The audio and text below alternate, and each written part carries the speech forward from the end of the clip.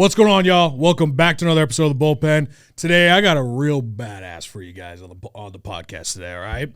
This is actually a guy who earned the nickname Jackknife in high school, right? And we're talking about a serious beast of a dude, okay? Now, there's one thing, like this dude, number one, let me just kind of give you guys an idea from my perspective how I know this guy. Number one, we've known each other since high school, right? And this dude's probably one of the strongest dudes physically I've ever met in my life, okay? I mean, he could lift the house, okay? But then at the same time, number one, hardworking son of a bitch. At the exact same time I've known him, he's inspired me with his entrepreneur journey, because even in high school, this dude was doing stuff. I'm like, what? How the hell are you doing this stuff, man? Like, what do you, like, he's just like out, I don't even know. Like, there's doing like this and then doing that. He's just making money in high school while he's also doing this and getting his, like, you know, associate's degree in high school or something. Am I wrong about that? No, you're right. Okay, so I'm like, what the hell? So when I talk to you guys about this guy, known him for a really long time, you know, just a all-around stud, okay? From his work ethic to, you know, his ability to make things happen. I can't wait to introduce our next guest. Let me give you guys an idea, okay? So my brother here, Josh Jackman, has been an entrepreneur since he was 8 years old. No shit. When he started selling cookies and fruit snacks to friends at his elementary school, his drive and ambition landed him into the international packaging market, which I can't wait to talk to you more about, where he sold over $50 million. This dude is 26, by the way, okay? $50 million and maintains an 8-figure packaging portfolio annually. At 26, with a decade of work experience and entrepreneur at heart, Jackman is now the CEO and founder of Pyvott, which I can't wait to tell you guys about because I've been hearing about this since, you know, he first started. It's fucking dope.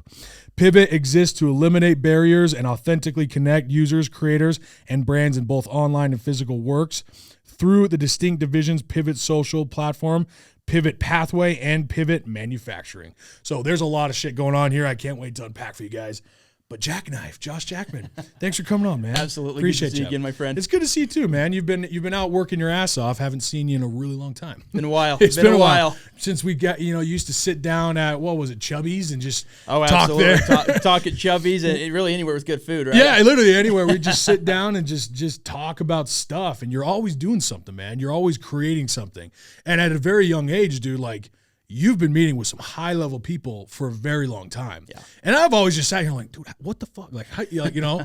So, number one, I can't wait to pick your brain more because I think we've always talked, we've always just been around, but it's always been like just doing stuff, right? Totally. But now, finally, we're going to get down deep. I'm going to find out for myself. What's your story, man? How the hell have you done all this stuff? Like, how'd you get to this point? Tell us. Well, you know, first I want to say thanks for having me on. This is a lot of fun. It's been fun to watch your journey too. I remember when I remember talking in the living room, right? Yeah, that's right. What was it, 3 years ago about both where you wanted to go with Alpha and where we were going with Pyvott, right? Both started about the same time, and so it was a lot of fun, and has been fun to see you grow and see the successes that you've had. So really exciting there. So my story, I mean, holy cow, I got to give a lot of credit to the people that I've had in my life. Everyone from my mom and my grandpa have been tremendous, you know, influencers in my life to the folks that I've been able to rub shoulders with. And, you know, you brought up in high school, I was never a big party guy. No. I like to go and meet people that were where I wanted to be sometime in life, right? And so I had the opportunity to meet with people like Deloy Hansen, the former owner of Real Salt Lake, Ryan, founder of Qualtrics, different high caliber guys and gals. While you were in high school. While I was in high school, yeah. It was, and it wasn't easy, right? You had to get past the gatekeepers and you're some little punk 16-year-old and they're like, I really want to meet with this guy or gal. But yeah, I would say really what drove me. So when I was young in my teenage years, my parents went through foreclosure, divorce, and bankruptcy all within 6 months. So it was rough, right? I mean, that's not something I would wish on anyone, and definitely not something I thought I'd have in my life. But, you know, my dad had you know, his phase of life made some bad decisions, and it kind of resulted in what happened. My mom was an absolute saint and really raised us right. My mom's awesome. I love her. So she was, but she always taught me from a young age, you can have whatever you want in life, but it's probably not going to come from my bank account. Like, I'm probably not going to be the one that helps you get there. And it always rang with me. It's like, yeah, if you want something, go out and get it, but don't expect someone to help you as far as giving it to you, right? There'll be a support system. So anyhow, Really, it just came down to always wanting to improve myself, always do better. It's funny you brought the associate's degree. I'm not a school guy whatsoever. Do not like school. But my mom, to her credit, she's like, look, I will probably never be able to pay for tuition for you guys, but I can help you on an accelerated pathway because of some programs in the high school system. So I was able to graduate high school with my associates while working a job while doing football, wrestling, and powerlifting. Yeah, busy. I mean, you were state champion wrestling, right? You were, like one of the strongest kids in the state. I want to make sure that's known. You were one of the strongest kids in the state. Didn't you set like some record or something? I set a squat record. I did take took state personally in the powerlifting the junior year, which was fun. But built like a brick. So we're trying. So it's been a lot of fun. But so it was fun to really try to excel at these different things all at the same time. And man, I had plenty of failures. There are all sorts of things, and I learned that you've got to focus on a couple key things, because if you try to do everything, you're going to fail at a lot of it. But if you can hyper focus in on 2 or 3 things, you can do really well. And I think we've both seen that, right? If you try to spread yourself too thin in business, you're going to fail. But if you can focus on 2-3 key components, you can really get out there and I like to say put a dent in the universe, right? You can really do things that others wouldn't be able to because you have that drive and that focus, which I think is key. No question. Yeah, absolutely. Well, okay, so tell me about, so you had all that success, you're growing up, you're doing all these crazy things, right? And then walk me through, after high school, right? Where did that come from of how you just immediately just were, in the game doing crazy amounts of sales? Because, we both came home from a mission, right? Yep, absolutely. And I remember coming home from a mission and I'm like, what the hell? I'm looking at you, I'm like, what the hell, bro? You're already out, performing at this level. And I'm like, what is he fucking doing? That's why we kept going to lunch. I kept I'm like, dude, what are you doing, man? You were out living the dream playing football. I was just doing boring sales stuff, but I got cut. I wasn't very good. Hey, you're better than I did. I didn't even get that far. No, what happened? It's a funny story. So prior to my mission, again, I would knock on these really nice, beautiful homes' doors, and I'd say, hey, what do you do for work? You're kidding me. Wait, hold on. You actually went to their homes, neighborhoods, and knocked on their doors? Absolutely. You should have filmed that. I should have. I could have done a TikTok. I know. I could have. The guy that goes up to people in their car, have you seen him? Yeah. That's what I was doing to people's houses, essentially. That's hilarious. So it's funny. I was selling stuff as I was there. I was selling telecommunications. I was selling this, that, or the other. And because I always wanted to have something to offer someone, because if you don't have something to offer them, they're typically not going to be interested. So whatever I was selling at the time. So I knock on this final house. I'm doing a little bit of business with them. And I'm walking home a different route than I normally did. And I see the back of a car in this really beautiful home, and it's a 3-car garage on this left side. And I'm like, I think that's a BMW Z8. Super rare, super limited car from the early 2000s. And I'm like, there's no way. I've never seen one in real life. So I, being dumb and naive, I walk right up that driveway, and I'm looking at the car, and I'm super respectful of cars. I've always been a car guy. So I'm keeping my distance, but admiring this piece of art. And I'm like, I've got to know what this guy does for work. Yeah. So I turn around, I see a guy out working on the pool, and I call out and I say, hey, who owns this house? I'd love to meet with him or her and just see what they do. And he yells, I was like, actually, I own the house. I'm like, oh, and I have no filter. And I'm like, oh, I thought you were just the pool boy. and he chuckles and laughs. And to make a long story short, we stay in touch through the end of high school, through my mission. And the second day I got back from my mission, he calls me up and says, hey, come over to my house. I want to put an opportunity in front of you. And I was fortunate to have 12 or 13 different offers when I got off my mission to get right into the workplace, because people knew that I had a drive to succeed, and I would do well.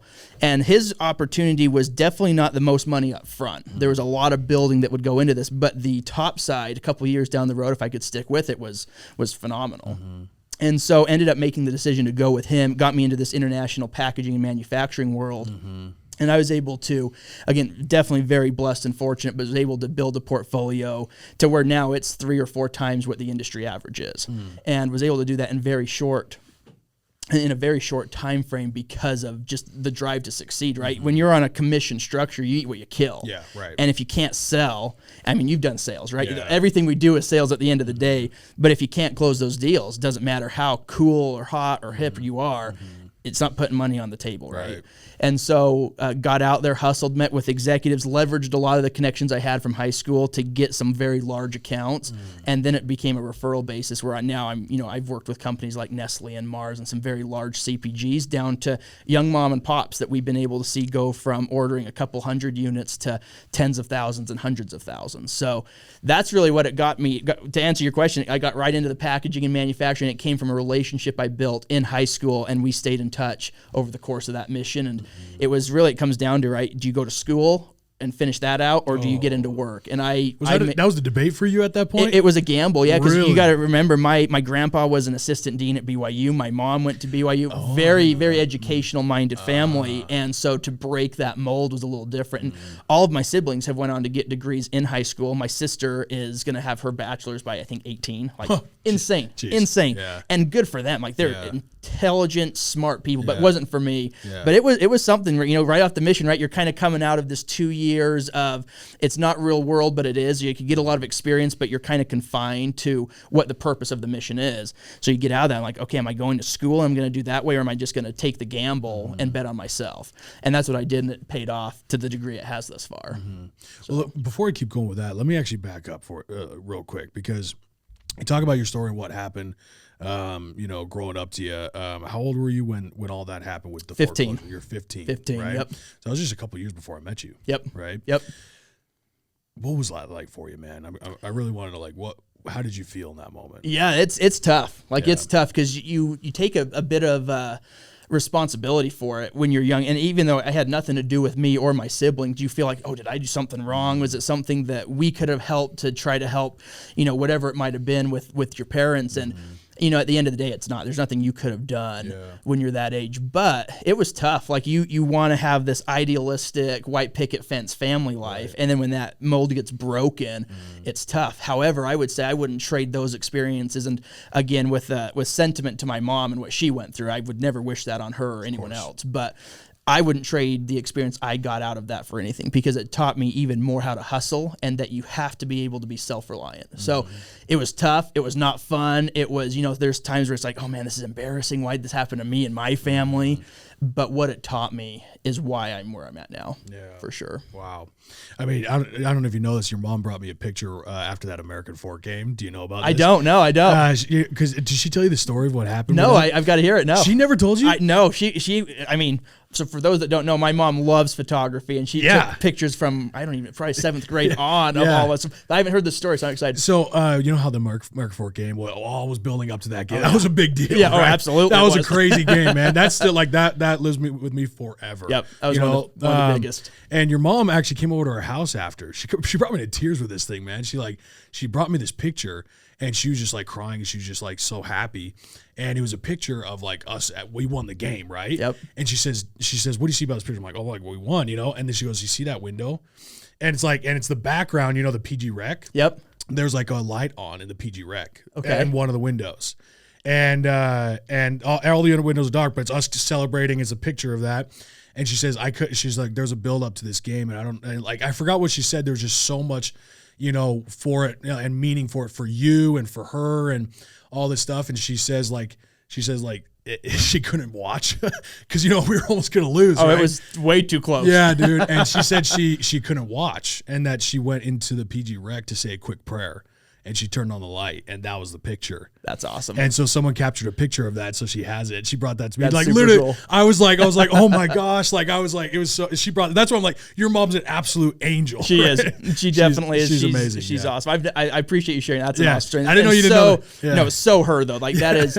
She is. You know, such a mom at heart. Yeah. Always from a very young age wanted to be a mom. Yeah. And very religious, very devout in her beliefs, and has really put that through to us kids, right? She's never forced us to do anything, but always taught us to be very principally minded. And so that story is right in line with what she always is, and she's awesome. My mom actually still has that picture. That's sweet. That's cool. Yeah, I love that. It was a really cool thing for us to hear from her, so we really appreciate her. Okay, now let's fast forward again. All right, Okay, I was just because, you know, like, dude, you know, I've never had to go through something like that. Sure. You know, so I hear that, and I hear, you know, I've had a lot of big name entrepreneurs on this podcast, and it's just fascinating to talk to them about their stories and what they've been through. Yeah. You know, and that's why I love the question to start this podcast, like, what's your story? Because that's what got you here. Absolutely. You know, it's the shit you've been through that gets you here, right? And so, what good or bad, it's gonna get you somewhere. Yep. But it's up to you to determine where that's gonna be, right? Absolutely. How it's gonna drive you. And now, I mean, okay, so you had a ton of success in packaging and manufacturing, right? Yep. Huge industry, right? where did Pyvott come from? Because that was the next thing. Yep. Where the hell did that come from? Sure. How did that pivot into there you go. It's a good word. How did that turn into what it is now? So to give people an idea, so Pyvott is a new social media platform. Right. We're in our soft launch right now. So Thank goodness, we need it. I'm excited about where we're going with it. So we've got 20,000 plus users on our soft launch right now, targeting our big main launch in about a year, a little less than a year. So really the origin story of this is I was sitting on Facebook, scrolling through, and saw a pair of shoes that I wanted to buy. I'm like, okay, I really like this. I'm going to buy them. And the process put me through, going through choosing your size, blah, blah, blah, blah. And then almost towards the end of it, Facebook kicks me into the manufacturer's actual website, and I had to redo it. And I was just ticked off. I'm like, are you kidding me?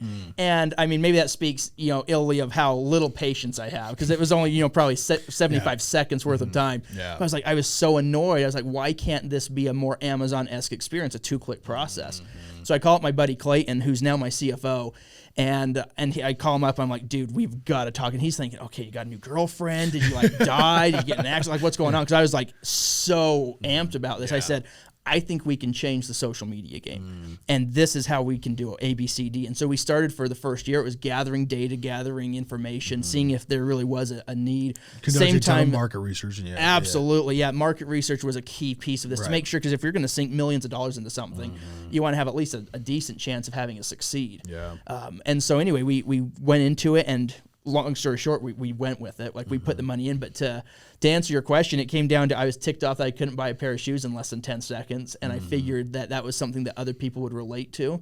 And that core component of giving the customer an experience they enjoy ended up helping us with a lot of the core features and components that are in the soft launch, but also coming through in the main development phase now, that I think are going to really change the industry. And a lot of people ask, hey, do you think that you're going to be able to defeat Facebook or Instagram? No, we're not naive to say that because Pyvott arrives, they're all going to disappear. We want to bring a fair level of competition to that industry, though. You've got 5 or 6 big players there.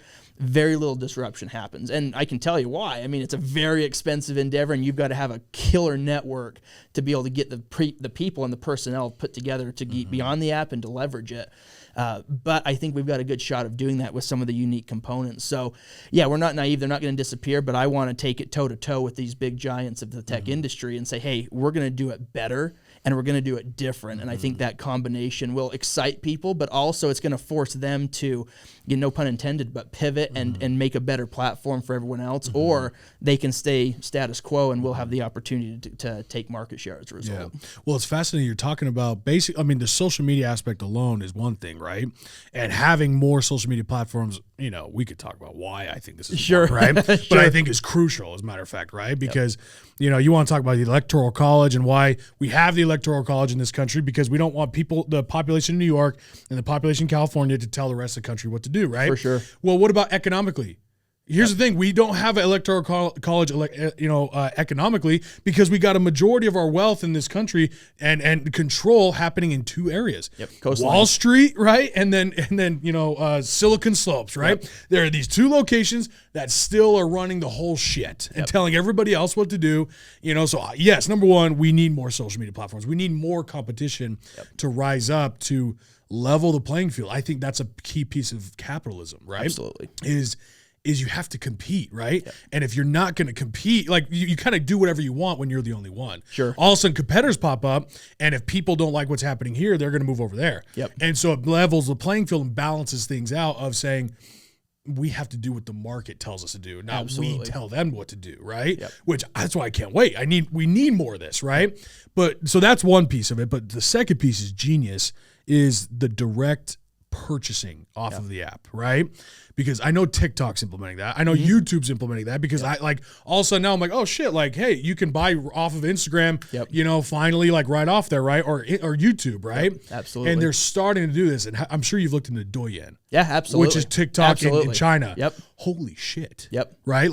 That's crazy. Amazing technology. Right. Incredible technology, which is but the biggest thing about it, though, is the direct purchase. Yep. Purchasing live on, literally when someone goes live, can purchase right there. Yep. And so I think that's what's cool about what you guys are doing, is you're taking that on, not only to do that, but to make it better. Absolutely. Right. And provide even opportunities not only for the customers. I mean, I'm probably saying this because people don't know exactly what it is. You'll have to explain it to them. But not only providing, the benefit for the customer to be able to buy quickly, but but having a benefit for the creator. Absolutely. And I think that's cool. The key. Yeah. When we started the Pyvott conversation internally, there was really nothing to be said about on current social media with any options to buy in the app, right? On platform. And since then, our competitors have gotten that, which is fine. I have no worry that they're coming out with those components because at the end of the day, I think we're going to execute on it better and at a higher level. And so they're seeding the market for me, and I love looking at Instagram and what they've done because their store is pretty janky. It's getting better, but it's showing people that there is a need there, and someone needs to step into it. Yeah. So I'm excited that they're starting to tease the market with that, but what we're doing on the creator and influencer side and helping them monetize from an earlier phase, right? You've built a tremendous following for yourself and are an influencer in your own right, and so you'll be able to relate to this. In those early days, in the early phase of becoming that, it's tough. Yeah, the algorithm's constantly changing. What you have to do, the metrics you're trying to relate to and build, constantly changing. And so to be able to have a path to be in front of you to say, hey, this is how I'm going to monetize. And that's everything from, creative components that aren't necessarily unique to us, like partners with businesses and doing sponsorships. That's not unique to us. But really helping them create their own brand from scratch, from A to Z, from ideation to we are shipping and fulfilling to your end customer. Yeah, that is cool. Something that's going to change the industry. And does Facebook and Instagram and Twitter and Snapchat, do they follow along that? Maybe, maybe not. But we don't care what they're going to do because we're going to execute at such a high level on that we are going to make that world for the influencer and creator 10 times better than what it is right now. And that, the thing that's cool about that is it helps the end user because influencers are great at one thing no matter what, I would say. A good influencer is great at creating content and getting the likes, the comments, and some of the virality. The attention, yeah. Yep, they're amazing at that. Now, are they good at running a business?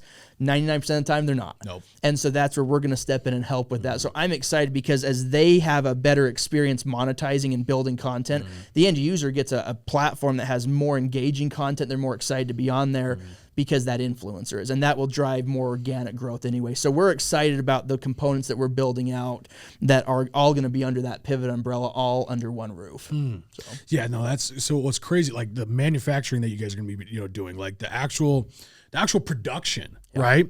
Now, do you feel like in Pyvott you're going to have more success and more maybe value in the company in the social media aspect of it or in the manufacturing side? That's a great question. I would say initially, and this is something that a conversation we're having with investors currently, right?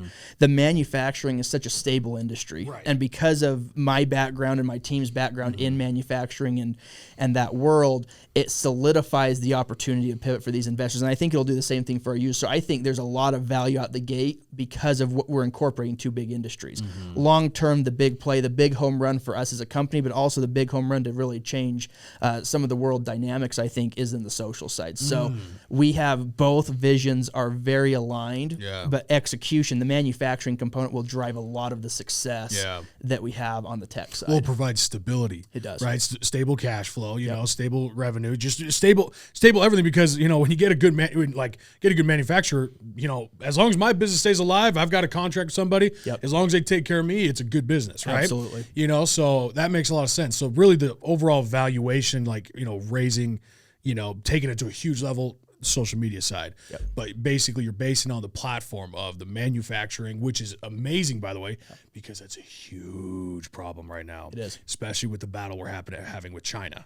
Right? Yeah, the supply chain issue alone, we could have a whole podcast on Let's that. do it, actually, because I'm experiencing it right now with my it's shit. Nuts. Yeah, right? It's insane. And being in that world, one of the biggest complaints that I get with new customers, like, hey, I've got to have you help me because my supply chain has went to, crap. And I don't know how to replace these components because we were so used to and so dependent on other countries, Japan, China, Taiwan, the Philippines. And again, nothing against those countries per se, but I'm all for domestic products. Same. And I love helping the business here, helping our own economy. Will we ever be able to do everything? Probably not. Can we do the majority? Yeah.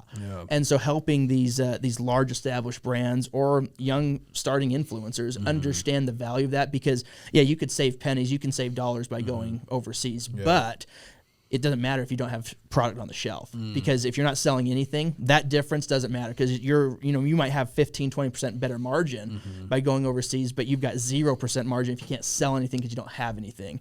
And that's been a huge component of what the excitement is because, again, an influencer, they're not going to know that. They're not going to understand what goes into what that hat you have on or the shirt that you're wearing. They don't understand that. And again, not that they couldn't. They could go and educate themselves, but they choose not to. Well, the amount of time it takes to create is a full-time job. It really is. Right? It's a full-time job. That's why I have to hire a massive team to help me produce this stuff because I can't do it. Like I was doing it at first. I'm like, this sucks. Right. It's time consuming. And so, having an understanding there, and again, being able to have it from A to Z, where it's ideation to product manufacturing to marketing strategies, and then obviously being able to sell it through Pyvott, but then we'll leverage other platforms. If you're big on TikTok, okay, we'll leverage what you got. Hell, Shopify. Who cares? I don't care how you sell your product. Just like Nike doesn't care who sells their shoes. They just want shoes sold. Yeah. And so helping them from A to Z is going to be, I think, a big game changer, and the way we're going to execute is going to change not only the tech industry, but I think manufacturing, because manufacturing is a very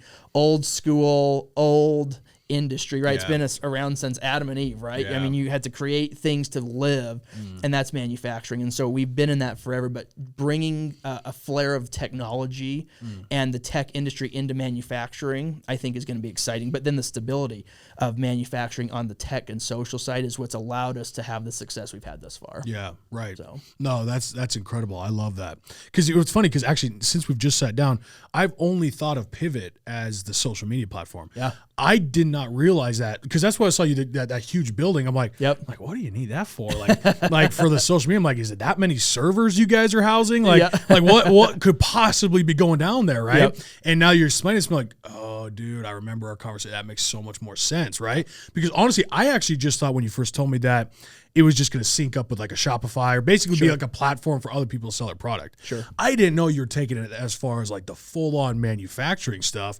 which is insane. It's genius, right? I fucking love it. But let me ask you this, right? In regards to manufacturing, an influencer, because there's a lot of influencers who watch this, right? Yeah, they look at the price difference of like, okay, 15-20% better profit margin from China. But then it takes, 3 months to get here, right? Yep. Especially with the problems we're having with shipping, right? And maybe even like, is there going to be an embargo one day? Is there going to be potentially... Or it's just going to sit in the port because you can't even get it in. You can't even get it in, and then especially what we had with COVID, that did not help anything, right? Like everything got shipped online. And I was experiencing this, like everything was e-commerce, everything was being sold online. But then you know what happened? Oh, we can't get stuff manufactured quick enough. Oh, shit. Like, so we have all this demand, not enough supply, not enough happening. It's like, fuck, right? Yep. And so that's, I think, when people open their eyes, like, we need manufacturing in the U.S. Absolutely. We have to. Yep. We're so reliant on these other countries that if we don't start producing more manufacturing here, we're going to be in trouble, right? Yep.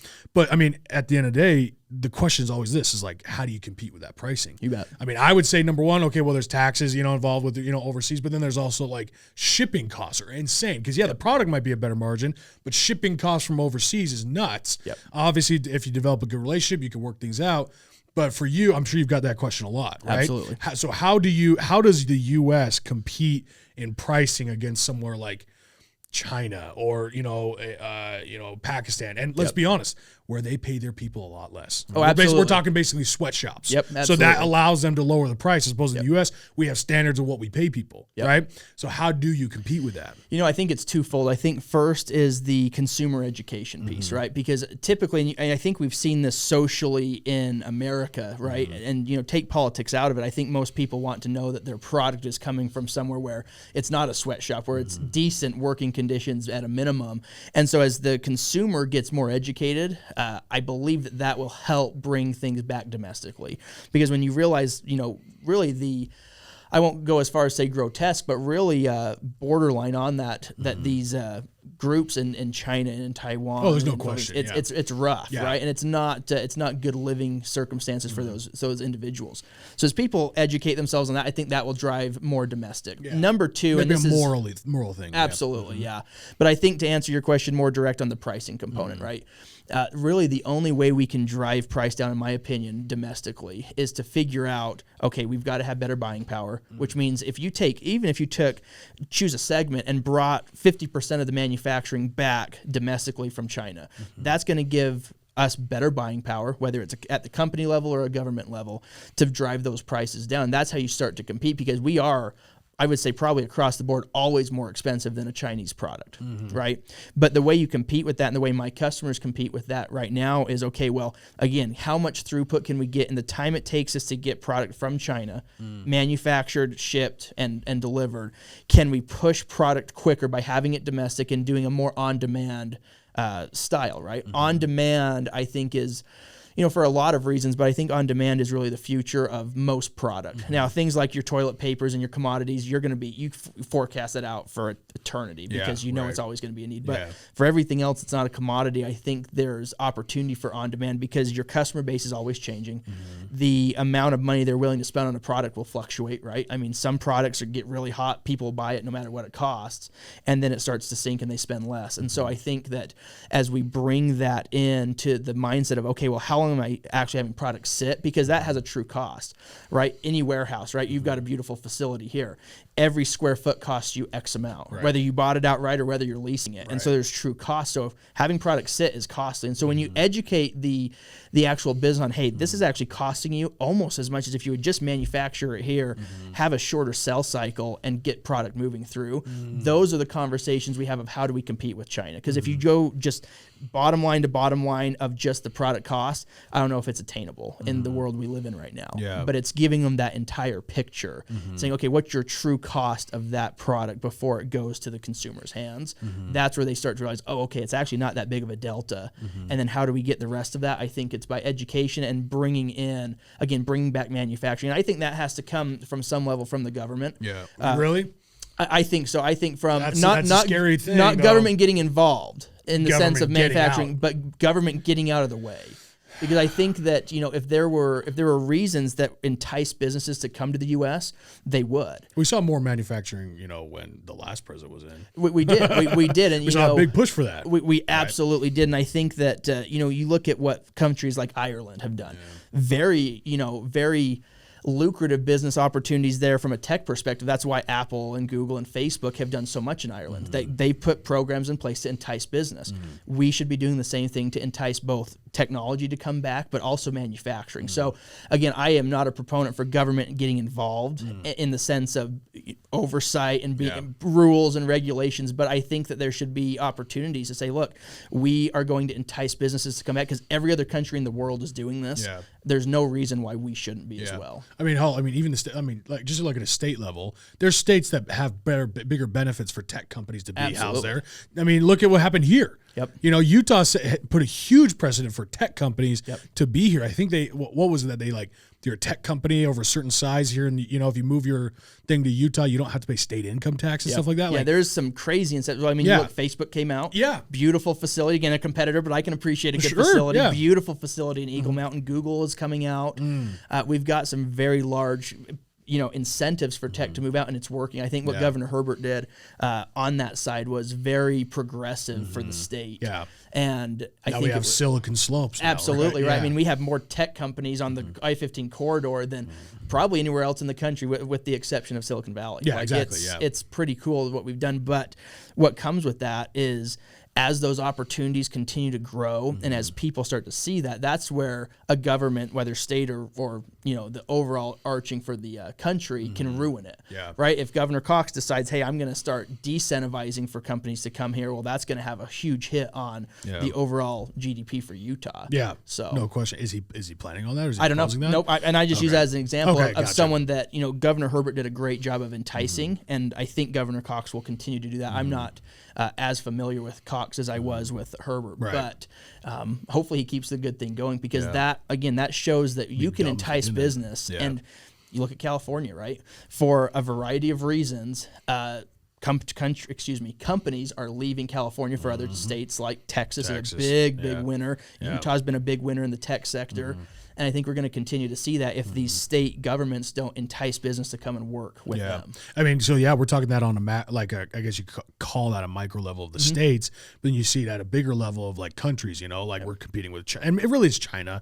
I can't see us competing with manufacturing in Mexico or Pakistan. There's just no chance that they're going to be able to compete to the level like China, right? So I Well, would say they're that's completely reliant on us to sell their product. Yeah, right. China doesn't need us to sell their product. They Yeah. could still move product, but all these smaller countries are reliant on us to use them. Right. Otherwise, you could crush entire countries by just cutting off Yeah. the ability to use manufacturing. Right. So I mean, so back to kind of what you're saying about like breaking down the costs and educating people on that.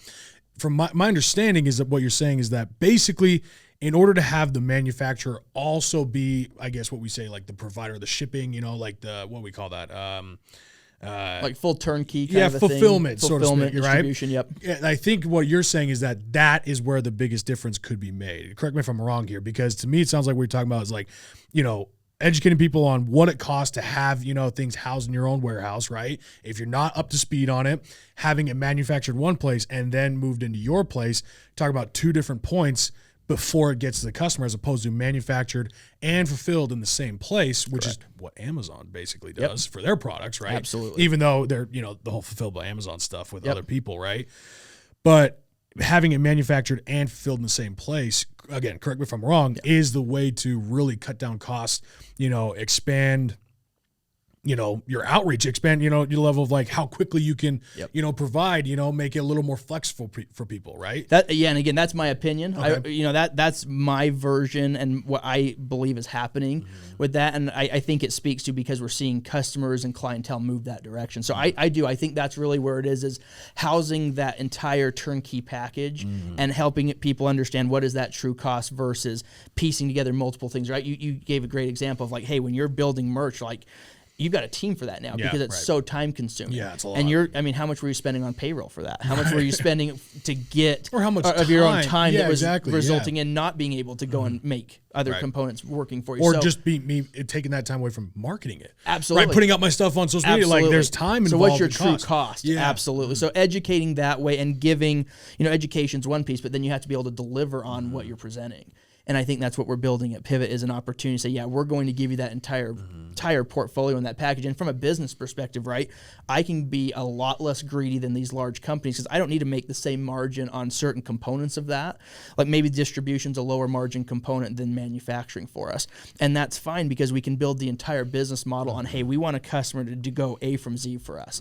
Different letters in that, I guess you say 26-step piece there are going to be higher margin and some are going to be lower. And if the overall can be competitive at the end of the day with shipping it overseas or close to it, I think we have a compelling argument as to why this model works. I mean, literally, it's like if I were to describe somebody like what is Pyvott before, I used to be like, oh, Pyvott's a social media platform. That's what I told everybody. Yeah. Like, hey, Pyvott, I'm like, yeah, it's a social media platform, right? Yep. But now, low key, I would actually say it more as you're describing it. I'd be like, oh, it's like if Amazon had a social media app. That is, I love that you said, because that is what we tell investors when they're like, okay, so dumb this down to one sentence. Like, okay, Amazon and Facebook had a baby. That's what Pyvott is. There you go. Yeah. That's what it is. I'm like, because I'm listening, I'm like, yeah, like, okay, so, because I would say like, oh, like, TikTok and then maybe some Spotify stuff in there, but it's a social media platform, right? Yep.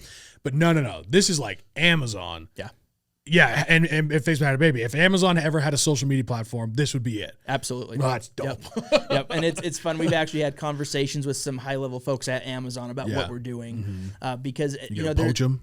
Well, there's a couple things at play there, right? You always have the opportunity to try to just compete straight out, but then there's also some wisdom in partnering with the right company, and so we're having conversations that could prove to be very lucrative on both ends, because at the end of the day, we are going to go after the Amazon segment, whether we partner with them or not, because people partner want with Amazon. Yeah, we've had those conversations, and we've all said, hey, what does it take to do it ourselves? Yeah, right. Because you can going after some of these large giants. Yeah. It's a big enough risk going after a Facebook, Instagram conglomerate.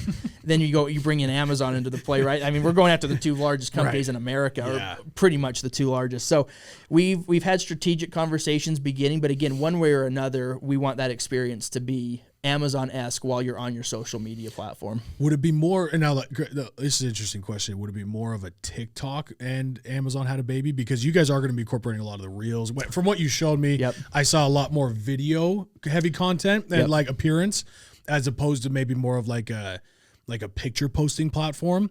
Again, obviously I haven't seen it in a long time. Probably things have changed and updated. But from what I saw when you showed me stuff, it was more of maybe video content. So maybe is it more of like TikTok and Amazon, or is it Facebook? I would still say it's Facebook, and this is why. So TikTok has essentially zero way to do photo. You can do a still photo and make it just loop on itself, essentially. Right. And there's no like words you can post. Yeah. So I would say it is definitely more Facebook oriented, but whether or not the content that's on Pyvott is more video versus photo, I think the users will decide that. We've provided, and a couple of the cool components about Pyvott is you really can control that experience. So if you only want to see video on Pyvott, you can control it and say, I'm only going to see video in my feeds.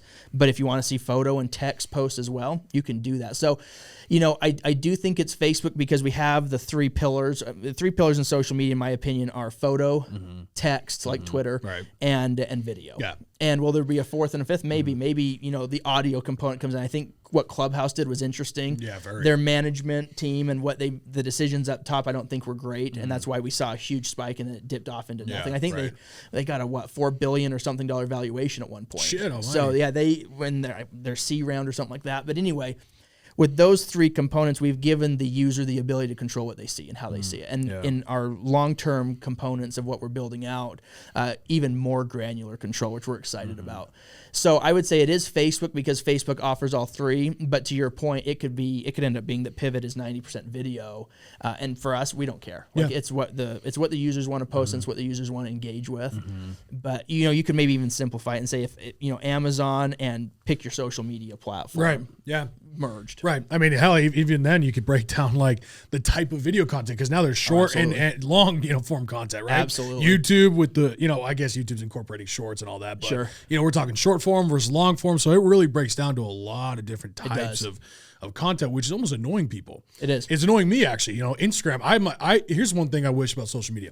I wish Instagram would just say, "Hey, we're going to dominate the space of pictures." Absolutely. And then Facebook. Here's what I wish. I wish Facebook would say, "We're going to dominate the groups." Yep. Right. Because they do an amazing job with groups. But they've killed it. They've killed it though. They have. They destroyed it because your engagement in these groups. Way too much. Yeah, too much, too fast. Like, why is Facebook and Instagram trying to be TikTok? Why are you trying to be YouTube? Let YouTube be YouTube. What are you Google next? Yeah. Like, come on now. It's like, listen.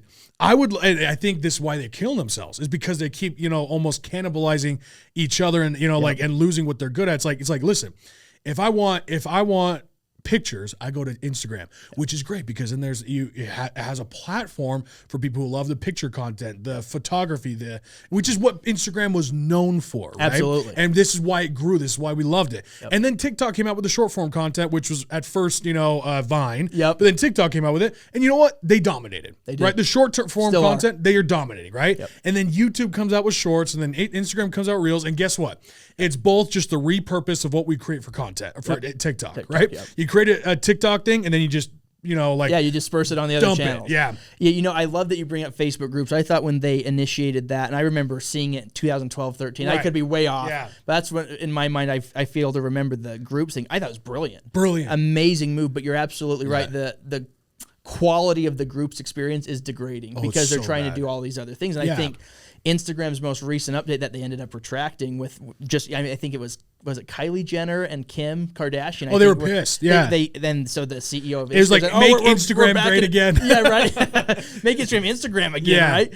Like, and so the CEO backed it up and said, hey, we messed up. Did he get rid of that? He did. Well, good. Yeah. So it's back to where it's, again, you can go either or. Now, they are putting a heavy emphasis on video. Yeah. They're trying to do it in a little bit more of a sneaky way, but that big change that rolled out 4 weeks ago or so, they retracted that within a week. And it was funny because it proved... That's the power of an influencer. But also proves, in my opinion, coming from a competitor standpoint, Facebook has lost who they are. Yes. No question. And so the fact that you let 2 people control what you're going to do, because here's, if I'm sitting there as Instagram, I was like, we're going to move to the video content. I'm sticking with my decision, and I'm going to know there's collateral damage. The fact that they wouldn't, just from a couple people, proves that they do not know what their long-term direction is, or at least can't execute on it. Right. So I think that shows blood in the water. Well, I'll tell you exactly my thoughts on this is I think Zuckerberg, hey, listen, everyone's going to listen to this, be like, who the hell are you? He's worth billions and billions of dollars. Sure. I get it. I have no room to talk. He's a billionaire. I'm not, right? And he built a great company. He did, except for the fact that Zuckerberg has been a snake his entire life. Oh, 100%. Zuckerberg has stolen everything he's produced. And yes, he steals it, makes it better. Okay, sometimes he makes it better. Sometimes, yeah. Because Facebook was not his idea. That bastard stole it, right? Yep. And then guess what happened? Instagram, he bought from somebody else. WhatsApp, he bought from somebody else. Oculus was not his thing, right? And you start seeing, and now Reels. Now, like he's just always trying to copy everybody. He's always trying to take what so he's not, for my idea, like, I'm just so sick of seeing that, right? Instagram just trying to, and it's funny because we don't talk about Facebook anymore. We talk about Instagram, and then Facebook. Even though Facebook, and then it's now Meta. It's like, come on, man. But the fact that they're up, they've obviously acquired so many businesses. It's never going to go anywhere. Facebook is not just Facebook. They own everything. I mean, they buy everything, just like Amazon and Google buys everything, right? So the valuation of their company is so sound, at least for now, because it's not just based off of one platform. Correct. It's based on multiple different things. But at the same time, when we're talking about the social media platform, there's no question Facebook's dying. There's no question Instagram's dying. I completely agree. Instagram is dying. I think this was a big nail in the coffin. Yeah, you might retract it, but you've done some damage. Right? Absolutely. You've done some damage. You're going to have to go above and beyond to try and fix that to get users more intrigued on using Instagram, because there's no question the data shows there's more people using TikTok than they're using Instagram. They're pulling up TikTok faster. And I would say, if you really want to look more at a macro level, what's really fascinating about this is that if you look at the demographics that are the strongest on social media, it's that 16 to 32-year-old bracket, right? Right. And if you look at where those individuals are moving, I would say, because if you keep the demographic of 32 to 50, if that stays on Facebook and Instagram, that's fine, that's great. But they're not the ones that are these influencers most of the time, right? And they're not driving the sales of product. It's that 16 to 32. And so that's the biggest demographic that Instagram is seeing loss in right now, that are going over to TikTok. And again, are they deleting their Instagram? No. But where is their primary focus? It's TikTok. And exactly like you said earlier, you make a TikTok and then you roll it out as a reel, as a short, as a whatever else, right? I think Twitter had their fleets. Was it fleets? I think it was. Oh, dude, we didn't even talk about Twitter. Yeah, they had their thing. But like you roll it out as everything else, but you use TikTok, the platform. And, one of the things we say at Pyvott is our goal, our 5-year goal is if you're going to spend an hour on social media, I want 30 minutes of it. Use your other 30 minutes however you want, but we want to become the primary. And that's what TikTok is doing a great job of saying, okay, people are going to spend, unfortunately, 3 and 4 hours on social media a day, and they're getting 2.5 of that. It's insane. But because they're the primary go-to, it's going to hurt Instagram. I mean, we're seeing that, right? Every time Facebook releases a quarterly earnings, those calls are not pretty. I mean, I don't listen to them. I read the transcripts after, and you can see the numbers, but seeing them having consecutive losses, I would never have bet that 3 years ago that Facebook was going to see consecutive losses. Like, you wouldn't think that. But because they've lost, I think, their core direction, it's going to hurt them. I mean, could you imagine? What if Facebook said, hey, we're going to dominate the groups, and that we own Instagram, and Instagram's going to dominate? Dude, that is 2 huge things that you're dominating. Plus, then you dominate the WhatsApp thing, which is basically the main platform to message worldwide. So it's like, okay, let it be a dominant factor in those facets, right? But then you start just meshing them all together in this weird, try to conglomerate way. It's like, fuck off, right? Because they're scared of competition. They are. They're scared of competition, and they're scared that they're going to lose a couple percentage points of their control. And it's funny to watch because that I think will actually end up hurting them. If you don't welcome competition, because what does competition do, right? It forces you to be better or forces you to die. And so you have 2 options there. And Facebook's not going to die. And so, they kind of know that, but they're not really willing to be better. They just, like you said, they take a lot of other people's ideas, whether they buy the company or they just rip it off. But I would say they are genuinely scared of competition, and they have the money and the dollars to back up that fear and to make it go away a lot of times. So, but it's definitely not a traditional, in my opinion, capitalistic approach. It's I'm scared I'm going to hide under the covers. I don't want competition, which I think is, it's degrading to the capitalistic ideologies that I like and that I go for. Because what is Pyvott? Pyvott is absolutely 100% a competitor, and we have just as much chance to fail as to succeed, but we're going after it from a competitive perspective, not a, high and mighty, we can do whatever we want, which is where Facebook's at. Well, here's what's the important thing about what you're doing right now is some people be like, oh, who do you think you are trying to take on Facebook, Instagram? Like, come on now. It's like, like, hold on. I don't think you realize the advantage someone has coming into industry afterward. right? People don't realize that's a huge advantage to be the new thing. People don't get that. Look at what happened with TikTok. If you like really just Instagram was new, look what happened, right? TikTok was new, look what happened, right? The new upcoming one is probably the most dangerous of them all. Completely agree. You know, and that's what's so cool about it is, and especially now at this point, there's a craving in this country, probably around the world, of new.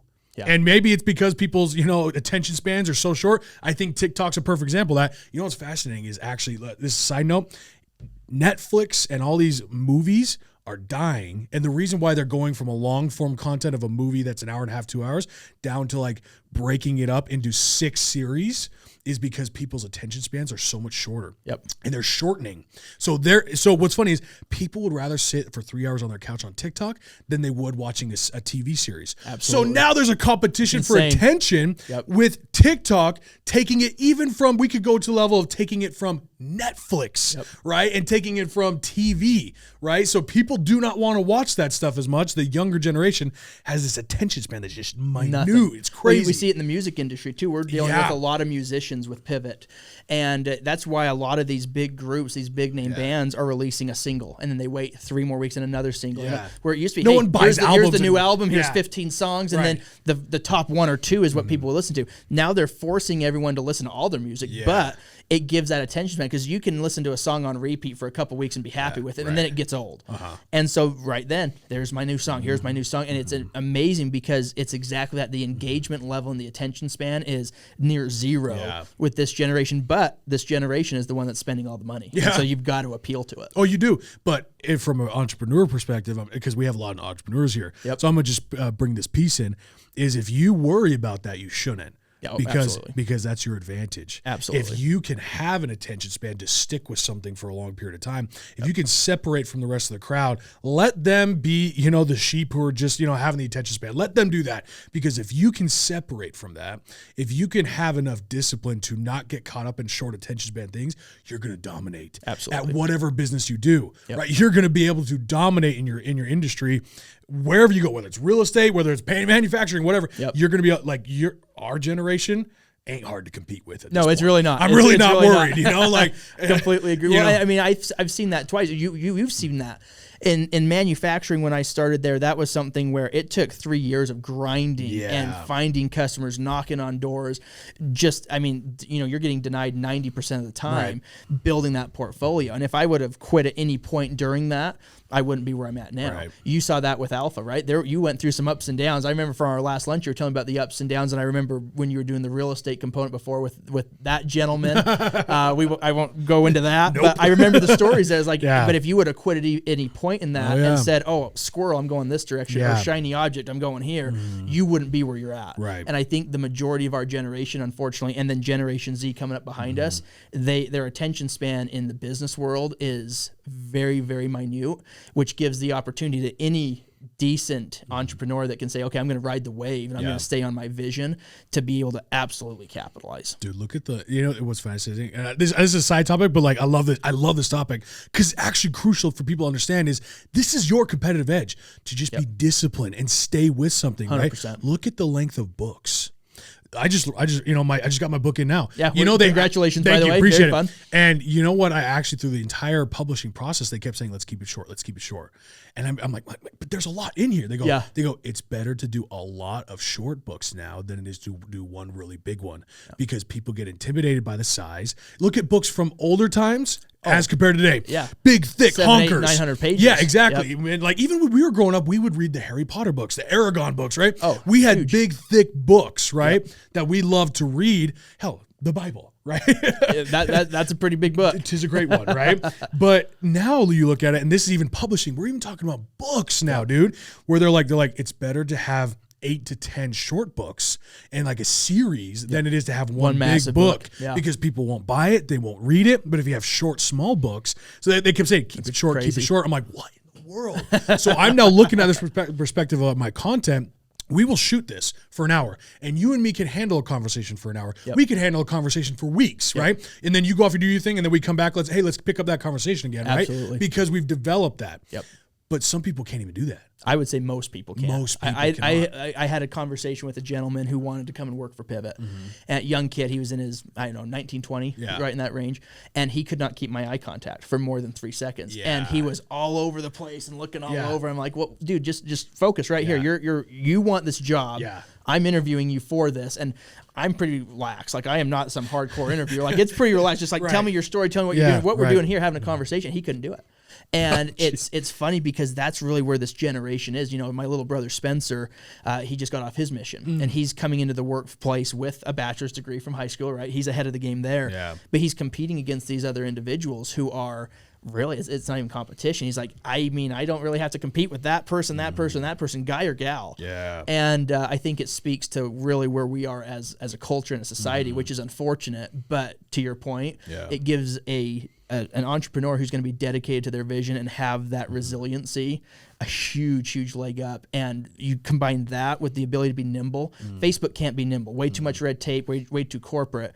Being able to be nimble in addition to focusing on your vision, I think is a game changer for anyone that can do it. Dude, that's so exciting, man. Dude, I'm so proud of you, everything you've done, man. You deserve it, though. Like, just watching you, like, you've inspired me, bro. And you know that. I keep sitting down with you and, like, you're doing all this stuff because I've had my vision, but I'm like, how the hell? Like, and that's why I keep sitting down to lunch with you. Yep. And now we DM and, like, dude, let's go to lunch. But it's like, and you got your shit, I got my shit. But it's like, dude, I've watched you. I've loved it. And I'm like, I'm just proud of what you're doing, dude. And I have no doubt you're going to succeed with this because you're going to pivot. Yep. I'm not even saying that as a kid, because you will pivot and you'll make it work. That's the beauty of being an entrepreneur, is you'll make it work. That's right. Whatever direction ends up happening, who gives a fuck? It's going to be successful, right? Absolutely. And that's why they say a lot more people, when it comes to investments, you start investing on the jockey, not the horse. Absolutely. Right? Because the horse can be, switched in and out, but the jockey, that's the one running the whole show, right? Yep. So you're the man for the job. Dude, it's fun to have you on here, man. I appreciate it. This is a good conversation. Been fun to continue the conversation over the years. Yeah. Great having you as a friend, and I appreciate the opportunity. It's been a lot of fun to watch you grow and watch your experience, and thanks, man. And kind of going out on the same pathway, so it's a lot of fun. I appreciate it, bro. Well, listen, if anyone wants to get a hold of you or learn more from you, obviously there's Instagram, right? Josh Jackman on Instagram, right? And then Pyvott.com, is that where we find it? Pyvott.com is where you can do that. We're available on the App Store and the Google Play Store. And then if for any other personal inquiries, they can reach out through our customer service line. Awesome. Okay, we'll link that in the bio. Thanks for coming on, brother. Absolutely. Thank you, my friend.